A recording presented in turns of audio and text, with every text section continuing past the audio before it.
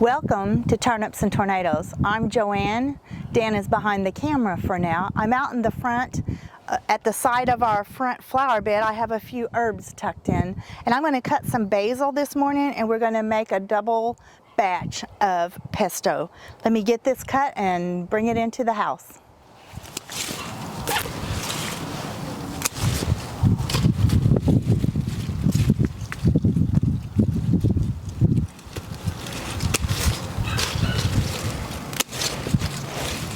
I'm rinsing the basil now. I want to make sure, like in the summer, there might be little webs in it, there might be bugs in it. This time of year, there's a lot less of that pest stuff, but you still need to rinse it very well. Make sure there's no dirt or sand or anything on it. And I'm not going to spin it dry because I don't mind at all whether there's a little bit of moisture on them, because I don't mind that in my pesto sauce. This is sort of the time-consuming part of making pesto. Otherwise, pesto is really quick to make.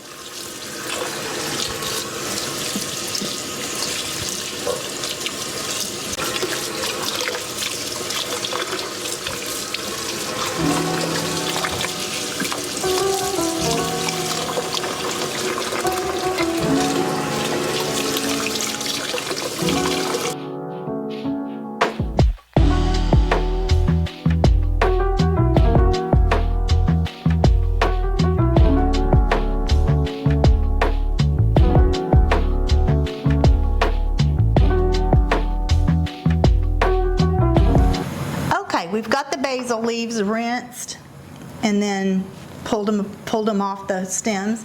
So we're going to put that in. We're using about 2 packed cups of basil. And then if you want to add this is Parmesan cheese. We're using about 3/4 a cup. My original recipe is 1/2 cup of Parmesan and 1/4 cup of, what's the other? Oh my goodness. Pine nuts. No. Reggiano. Let me see here. Pecorino Romano. Pecorino.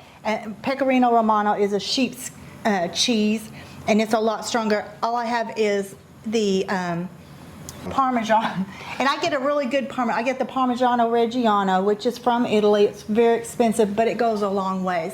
I've made it with the plain stuff that's more available, and it's okay, but it really is a lot better with this. So this is not going to be plant-based. This would be vegetarian. True. Okay. And there is a vegan Parmesan cheese. I just don't really care for it. I like some of the dairy-free cheeses, but I don't care for that. Are these almonds? Yes. Go ahead. No. They're not, are they? We're putting in 3 sliced garlic cloves. That's a lot of garlic. It's a lot of garlic.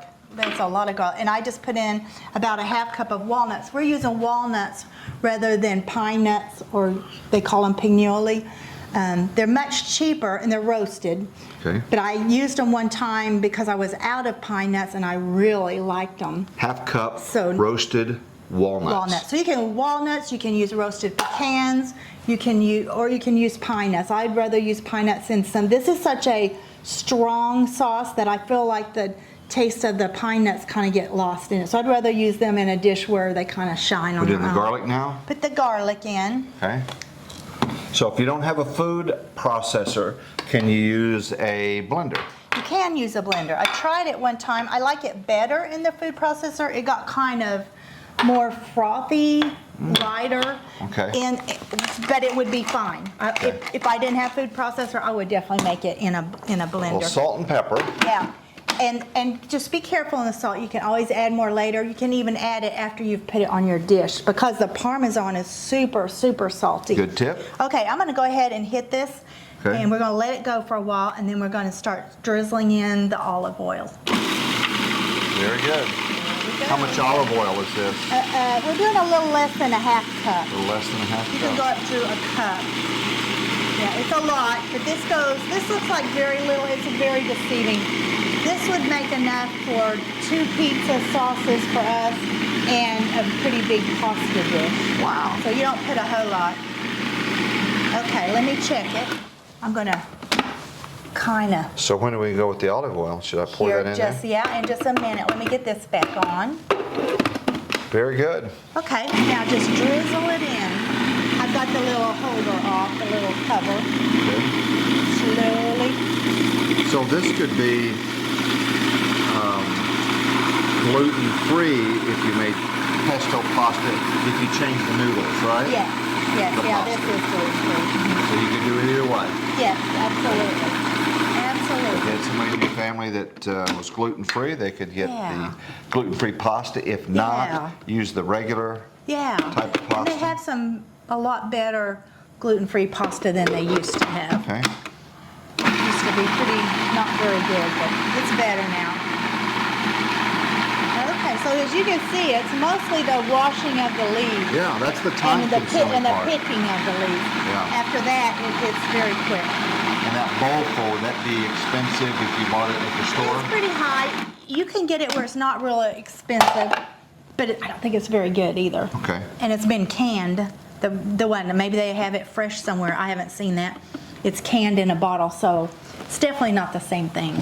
Okay. This should be a raw sauce. Like we cook our pasta and then we put it in when we don't cook it. It's best raw. That's how the garlic and everything really shines, as if it's a raw sauce. If we do use our leftovers and microwave them, so then it's no longer a raw sauce, but it works out well. So after you make your pasta, we're going to put it in some containers, and then you were putting this on top. What is the thought A very process on thin that? stream of that. We're only going, for a pretty good amount of pasta, we're only going to fill that up about 2/3. Really? And that makes quite a bit of pasta. And we're going to, you would thin this with your hot pasta water.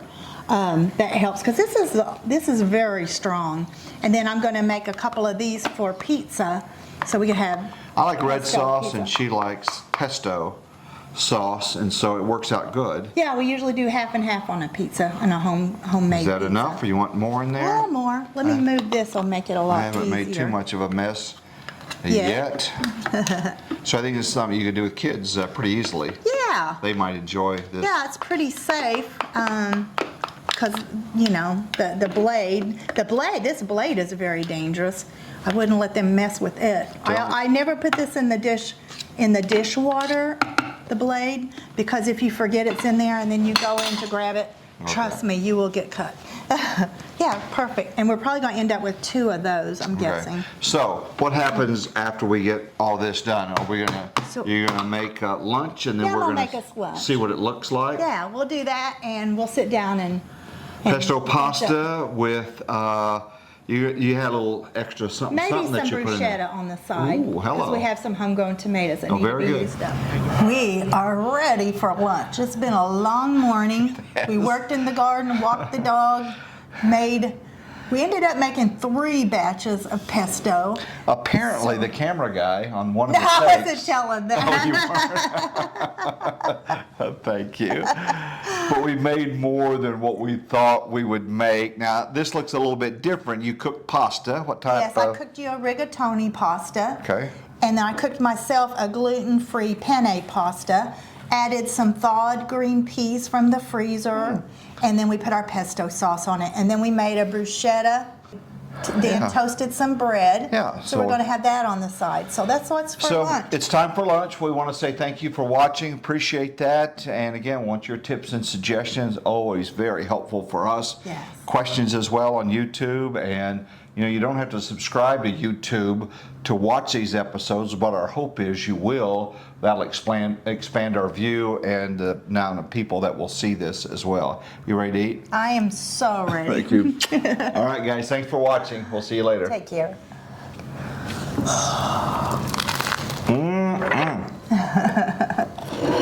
That's really good. Good.